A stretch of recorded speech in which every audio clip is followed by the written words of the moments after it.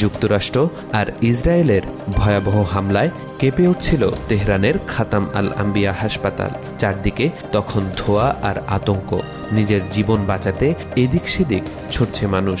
সেই ভয়াবহ মুহূর্তে নিজের জীবনের কথা না ভেবে 3 শিশুকে বুকে জড়িয়ে নিরাপদ আশ্রয়ে নিয়ে যান ইরানি নার্স নেদা সালিমি।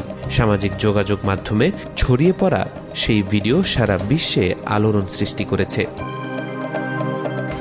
গত 1 মার্চ বেলা 11:40 হাসপাতালের পাশে যুক্তরাষ্ট্র ইসরায়েলের বোমা হামলায় প্রচণ্ড বিস্ফোরণ ঘটে। হামলায় হাসপাতালের জানালার কাঁচ ভেতরে ঢুকে পড়ে, ছাদের অংশ ভেঙে ধুলায় মেঘ তৈরি হয়। আতঙ্কিত রোগীরা ধোঁয়া ভরা করিডোর দিয়ে দৌড়ে পালাতে থাকেন। হাসপাতালের 5ম তলার শিশু ওয়ার্ডে তখন 3টি শিশু শুয়েছিল। জন্মের মাত্র কয়েক ঘন্টা পেরিয়েছে তাদের। বিস্ফোরণের মুহূর্তে শিশুদের পাশে বসে রিপোর্ট লিখছিলেন নার্স নেদা সালিমি। তিনি বলেন, ভাবার সময় ছিল না, মাথায় শুধু একটাই চিন্তা ছিল, শিশুগুলোকে নিরাপদ জায়গায় নিতে হবে। সিসিটিভি ক্যামেরার ভিডিওতে দেখা যায় বিস্ফোরণের কয়েক সেকেন্ডের মধ্যেই 3 শিশুকে বুকে তুলে নিয়ে দৌড়ে বেরিয়ে যাচ্ছেন তিনি।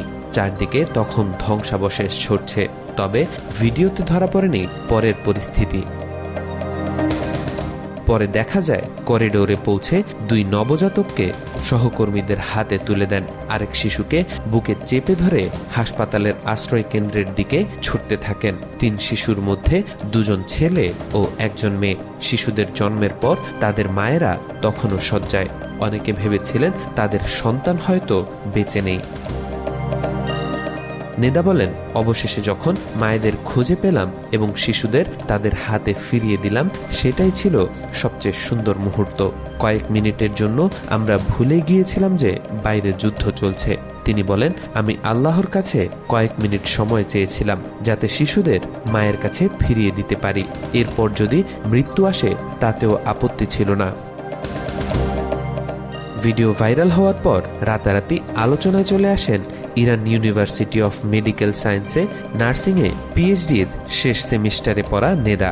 প্রতিবেশীরা বাড়িতে এসে তাকে জড়িয়ে ধরে কেঁদেছেন। হাসপাতালেও ফোনের পর ফোন এসেছে। এখনও তিনি 3 শিশুর পরিবারের সঙ্গে যোগাযোগ রাখেন। 3 জনই সুস্থ আছে।